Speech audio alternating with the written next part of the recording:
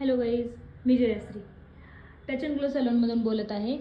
आजकाल ही मशीन कोणाकडेच नाही असं नाही आहे. ज्यांचं पार्लर आहे त्यांच्याकडे ही मशीन आहे कंपल्सरी. माझ्याकडे पण आहे. ही basic 7-in-1 hydra facial machine खूप छान काम करत होती, पण खूप दिवस झालं माझा ना हा प्रोब बंद पडला आहे आणि मी याच्यासाठी खूप प्रयत्न केले. मी अक्षरशः ना एक दिवस घालवला याच्यासाठी रिपेअर करण्यासाठी, आणि हा काही रिपेअर होत नाही आहे, नावच घेत नाही रिपेअर होण्याचं. आता हे फेशियल तर माझे चालू आहेत, म्हणजे माझं काम तो प्रोब चालत नाही आहे म्हणून बंद नाही आहे, कारण माझ्याकडं ही ॲडव्हान्स मशीन आहे आणि याचा प्रोब माझा खूप छान चालतो. याच्यामुळे मी कुठलंही माझं फेशियल किंवा कुठलंही काम ह्या मशीनमुळे अडत नाही आहे. हा प्रोब चालतो त्याच्यामुळे.